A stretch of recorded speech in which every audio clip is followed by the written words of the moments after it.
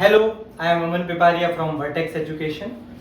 ये है बच्चों galvanometer. Galvanometer is a device that is used to measure small amounts of current and presence of current भी ये detect कर सकता है। आप इसका पूरा 3D व्यू देखिए।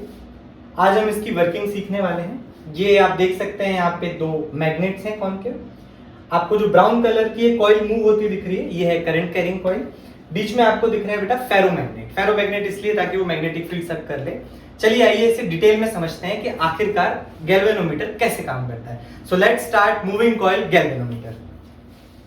तो चलिए बच्चों, सबसे पहले इसके प्रिंसिपल के बारे में बात कर लेते हैं। सो बच्चों, जब कभी भी हम करंट कैरिंग कॉइल एक यूनिफॉर्म मैग्नेटिक फील्ड में रखते हैं, इस करंट कैरिंग कॉइल के ऊपर बच्चों टॉर्क लगता है। रीजन क्या है इसका? देखिए, करंट कैरिंग कॉइल एक टाइनी मैग्नेट की तरह बिहेव करता है। ये रहा है करंट कैरिंग कॉइल। अगर मैं यहाँ पे राइट हैंड रूल लगाऊंगा तो आपको ये पता चलेगा कि इसके आजू बाजू बनने वाली जो मैग्नेटिक फील्ड है वो नीचे से अंदर जा रही है एंड ऊपर से बाहर, नीचे से अंदर एंड ऊपर से बाहर। जिस एंड से ये बाहर आ रही है बेटा वो नॉर्थ पोल की तरह काम करता है, और जिस एंड से ये अंदर जा रही है वो साउथ पोल की तरह काम करता है। आप इसे देख सकते हैं बेटा। एक तो ये मैग्नेट, यहाँ पे भी मैग्नेटिक फील्ड, दोनों की मैग्नेटिक फील्ड एक दूसरे से इंटरेक्ट करती है एंड प्रोड्यूस होता है टॉर्क। ठीक है, ये इस पे फोर्स लगाती है जिससे इसका एक टर्निंग मोशन होता है, and turning motion, turning effect of force को ही हम क्या बोलते हैं? टॉर्क बोलते हैं। ठीक है। सो बच्चों, यहाँ पे एक चीज और आपको समझने वाली है कि इधर अगर आप ध्यान से देखेंगे तो ये इसका मैग्नेटिक डाइपोल मोमेंट वेक्टर है, और यहाँ पे आप देख सकते हैं ये क्या है? Magnetic field. दोनों के बीच का एंगल कितना है बेटा? 90 डिग्री। और याद रखिएगा, जब कभी भी एंगल 90 डिग्री होता है तो मैक्सिमम टॉर्क लगता है। टॉर्क का मैं आपको सिंपल सा फॉर्मूला बता देता हूं बेटा, नीवा साइन थीटा। ठीक है, थीटा बेटा मैग्नेटिक फील्ड और डाइपोल मोमेंट वेक्टर के बीच का एंगल है। मैग्नेटिक डाइपोल मोमेंट वेक्टर और मैग्नेटिक फील्ड के बीच का एंगल। ए है बेटा आपका एरिया कॉइल का, ये जो करंट कैरिंग कॉइल है इसका एरिया। इसमें कितने टर्न्स हैं वो एन रिप्रेजेंट कर रहा है। इसमें से कितना करंट जा रहा है वो आई रिप्रेजेंट कर रहा है, और बी हमारी एक्सटर्नल मैग्नेटिक फील्ड है। अब बच्चों आप एक बात बताइए, अगर जो टॉर्क है आप चाहते हैं कि ज्यादा टॉर्क मिले तो नंबर ऑफ टर्न ज्यादा होनी चाहिए, करंट ज्यादा होना चाहिए, एरिया ज्यादा होना चाहिए, एंड जो एंगल है वो 90 डिग्री का होना चाहिए। ठीक है, चलिए आइए अब समझते हैं आगे की बात। सो बच्चों, अब आइए देखते हैं। देखिए, जब कभी भी हम कोई काम करते हैं तो हमें कुछ ना कुछ तकलीफों का सामना तो करना ही पड़ता है। तो उसी तरीके से आज की क्लास में हम बनाने वाले हैं मूविंग कॉइल गैल्वेनोमीटर, और इसे बनाते समय कुछ तकलीफें बेटा मेरे सामने आई। सबसे पहली तकलीफ मैं आपके साथ शेयर करना चाहूंगा, जो कि है लोचा नंबर 1। क्या हुआ कि अब आप समझिए कि ये कॉइल है जिसमें से करंट पास हो रहा है, इसके आगे मैंने ऐसे निडल लगा दिया। ठीक है, अब बच्चों जब इसके अंदर से करंट पास होगा तो टॉर्क प्रोड्यूस होगा, टॉर्क की वजह से मूव करेगा। अब बच्चों एक बात बताइए, अगर थोड़ा सा करंट पास हो रहा है तो भी ये मूव करेगा, ज्यादा करंट पास हो रहा है तो भी ये मूव करेगा। अरे बच्चों, मुझे तो ऐसा चाहिए था ना गैल्वेनोमीटर कि कम करंट पास करूं तो कम डिफ्लेक्शन दे, ज्यादा करंट पास करूं तो ज्यादा डिफ्लेक्शन दे। बट बच्चों ये तो कीप ऑन टर्निंग, घूमता ही रहेगा। यही नहीं बच्चों, प्रॉब्लम और भी है जीवन में। दूसरा लोचा क्या है बेटा कि सपोज करिए कि ये घूम तो गया, टॉर्क की वजह से ये घूम तो गया, लेकिन अब करंट बंद हो गया तो यहीं अटक जाएगा बेटा, चिपक जाएगा इधर ही। स्प्रिंग बैक वाला कोई सिस्टम नहीं है। तो ये दो प्रॉब्लम आई है बच्चों, तो इसको अब सॉल्व कैसे किया जाए? तो सबसे बढ़िया मैं आपको इसको सॉल्व करके बताता हूं, एक स्प्रिंग की मदद से। आप इस प्रॉब्लम को स्प्रिंग की मदद से सॉल्व कर सकते हैं। देखिए, आपको क्या करना है, ये जो आपकी स्प्रिंग है आप ऐसे ऐसे कॉइल में लगाइए, एंड जो ये आप समझिए आपका निडल है। ठीक है, इस तरीके का सेटअप आप देख लीजिए सबसे पहले। सो बच्चों, सेटअप कुछ इस तरीके से है। कॉइल स्प्रिंग को हमने एक साइड फिक्स कर दिया है, ये निडल और हमारी कॉइल है। ठीक है, अब मैं कॉइल को थोड़ी देर के लिए हटा देता हूं। देखिए, अब सपोज करिए कि ये जो निडल है वो ऐसे ट्विस्ट होना चाहिए, लेकिन कॉइल का काउंटर टॉर्क इसे वापस ले आएगा। अगर ज्यादा करंट फ्लो करेगा तो फिर ज्यादा टॉर्क प्रोड्यूस होगा, तो ये ज्यादा डिफ्लेक्ट होगा। लेकिन जब अगर करंट फ्लो करना बंद कर गया तो इस कॉइल का काउंटर टॉर्क इसे अपनी जगह पे वापस ले आएगा। ये रहा सेटअप। सो बच्चों आइए देखते हैं, ये नॉर्थ है, ये साउथ है, ये हमारी कॉइल है। यहाँ पे हमने ये जो स्प्रिंग, जो हमारी स्प्रिंग है, कॉइल स्प्रिंग, वो मैंने अटैच कर दी है, और यहाँ पे हमारी निडल है।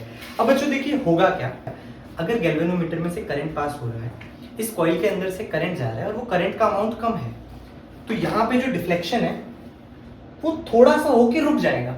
पहले रुक नहीं रहा था, क्यों? क्योंकि उसे कुछ अपोज करने के लिए काउंटर टॉर्क नहीं था। लेकिन अब हमने क्या लगा दिया बीच में, एक स्प्रिंग, कॉइल स्प्रिंग। तो क्या होगा कि थोड़ा सा डिफ्लेक्शन आया फिर वो रुक जाएगा। क्यों?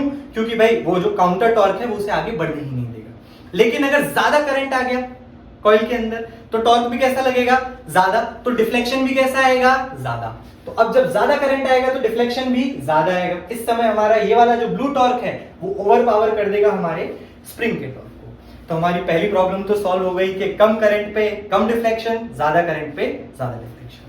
लोचा नंबर 2 भी इससे सॉल्व हो गया बेटा कि अब अगर करंट रुक जाता है तो हमारी जो स्प्रिंग है वो उसे वापस ले आएगी अपनी पोजीशन में। पहले तो टॉर्क था ना, अब ये ब्लू वाला टॉर्क ही नहीं है तो फिर ओरिजिनल पोजीशन में वापस आ जाएगा। बच्चों एज मैंने बोला कि जीवन में प्रॉब्लम्स खत्म नहीं हो रही हैं। तीसरी और आखिरी प्रॉब्लम ये है कि भाई ये जो गैल्वेनोमीटर है वो एक लीनियर डिवाइस होना चाहिए।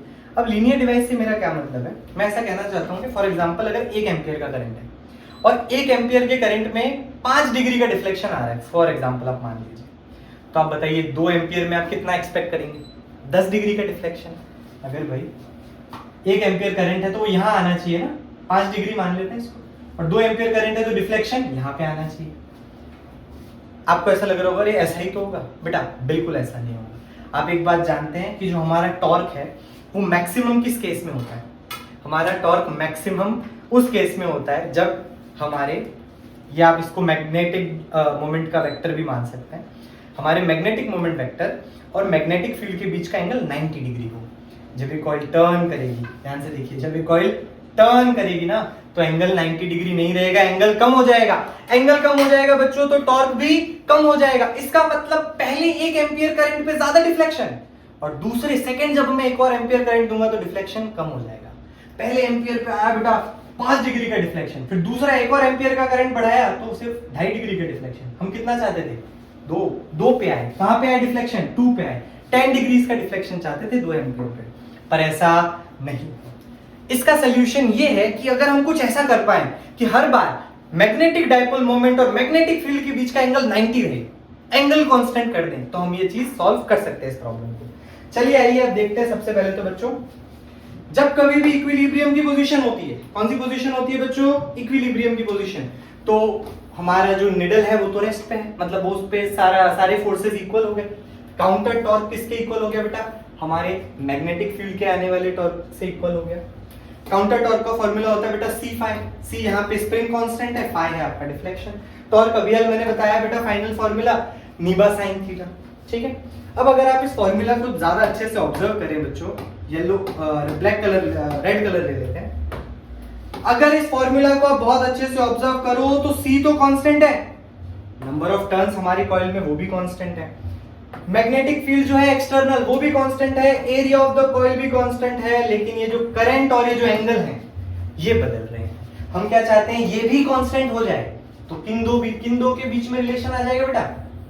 Current and deflection, angle of deflection के बीच में। तो चलिए आइए बस अब यही हम काम करते हैं, इसी को सॉल्व करते हैं, इसी प्रॉब्लम को सॉल्व करते हैं। सो बच्चों, इस प्रॉब्लम को सॉल्व करने का सबसे इजी तरीका है रेडियल मैग्नेटिक फील्ड। देखिए, अब हमने पहले बेटा फ्लैट बार मैग्नेट्स लिए थे, उसकी जगह हमको कॉनकेव मैग्नेट्स लेने हैं। ठीक है, और मैंने ना बीच में एक सॉफ्ट आयरन कोर लगा दिया, और ये जो आपको ब्राउन कलर का दिख रहा है वो कॉइल है हमारा। अगर आप इसे समझना चाहें तो ये हमारा सॉफ्ट आयरन कोर है और मैंने इसके आजू बाजू ऐसे वायर लपेट दिया है। ठीक है, डन। और ये जो ग्रीन कलर से दिख रही है आपको बेटा, ये हमारी स्प्रिंग है। अब बेटा ये किस तरीके की मैग्नेटिक फील्ड प्रोड्यूस करेगी? आइए चलिए देख लेते हैं।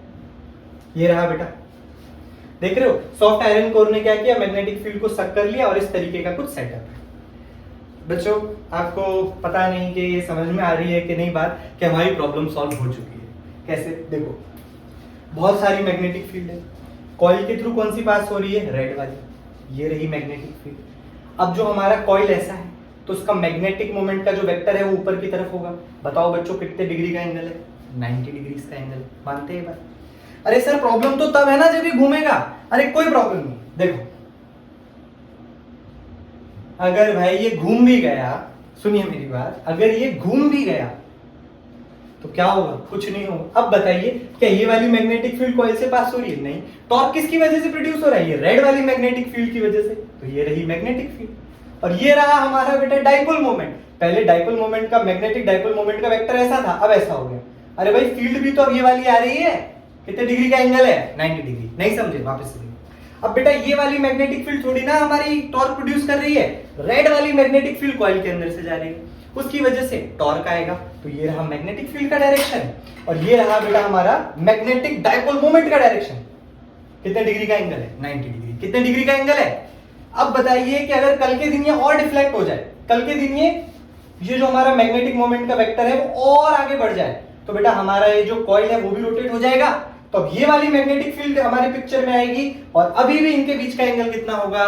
90 डिग्रीज। सो बच्चों इस तरीके से हमने टोटल 3 प्रॉब्लम्स को ओवरकम किया। फटाफट से समराइज करते हैं। इसी के साथ बच्चों हमने 3 लोचे जो हो रहे थे, 3 तकलीफें जो हमारे जीवन में आ रही थी गैल्वेनोमीटर को बनाने में, वो तीनों हमने रिजॉल्व कर ली। पहला कि भाई ज्यादा करंट है तो ज्यादा डिफ्लेक्शन होगा, स्प्रिंग बैक करना चाहिए, ये सब हमने स्प्रिंग की मदद से कर लिया, कॉइल स्प्रिंग की मदद से। और जो लास्ट प्रॉब्लम थी कि भाई टॉर्क हमेशा मैक्सिमम रहे या एंगल दोनों के बीच में हमेशा 90 रहे, उसको हमने radial magnetic field and ferromagnet की मदद से ओवरकम कर ली हमने ये प्रॉब्लम। चलिए आइए एक और बार इस 3D डायग्राम को देखते हैं हम लोग।